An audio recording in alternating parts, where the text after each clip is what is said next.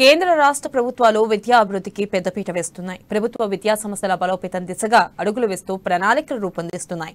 ఇప్పటికే రాష్ట్ర ప్రభుత్వం మన ఊరు మనబడి కింద కార్పొరేట్ పాఠశాలలకు దీటుగా సౌకర్యాలు కల్పిస్తుండగా కేంద్ర ప్రభుత్వం పీఎం శ్రీ పథకం కింద ఆధునిక హంగులతో పాఠశాలల రూపురేఖలు మార్చేందుకు కార్యాచరణకు శ్రీకారం చుట్టింది. ఇక అందులో భాగంగానే ఆదిలాబాద్ జిల్లాలో ఈ స్కీమ్ కింద 29 పాఠశాలలను ఎంపిక చేసింది.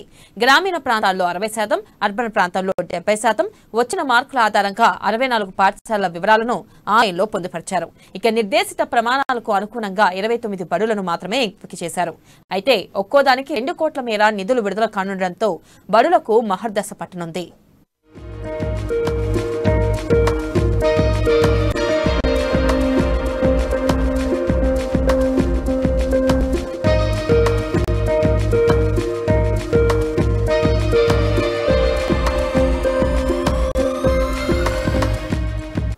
ఆదిలాబాద్ జిల్లాలో PM3 స్కీమ్ కింద మన జిల్లాలో 64 స్కూల్స్ ప్రపోజల్స్ పంపడం జరిగింది స్టేట్ గవర్నమెంట్కి.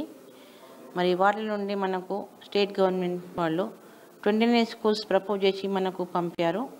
ఇంకా లిస్ట్ మాత్రం ఇంకా క్లియర్ కట్గా రాలేదు, కానీ ఫిగర్ మాత్రం పంపడం జరిగింది. మరి ఈ స్కూల్స్ ఒక స్కీమ్ యొక్క ఉద్దేశం ఏంటంటే ప్రతి పాఠశాలలో మౌలిక వసతులు ఉండాలి. విద్యార్థులకు అన్ని విధాల సౌకర్యాలు కలిగితేనే మన అడ్మిషన్స్ బాగా పెరుగుతాయి. విద్యార్థులు కూడా మన స్కూల్స్లో అడ్మిషన్స్ ఎక్కువ వచ్చి మన స్కూల్లో మంచి ప్రభుత్వ పాఠశాలను చదువుకోవాలనే ఉద్దేశంతో ఈ స్కీమ్ యొక్క ఉద్దేశం ఉంది. మా పాఠశాల ఈ విద్యా సంవత్సరంలో PM శ్రీ కింద ఎన్నిక కావడం మాకెంతో ఆనందాన్ని ఇస్తుంది. ఎందుకంటే ముఖ్యంగా పేద పిల్లల యొక్క అభ్యున్నతికి అభివృద్ధికి తోడ్పడుతున్నటువంటి ఈ కార్యక్రమం ఎంతో బాగుంటుంది.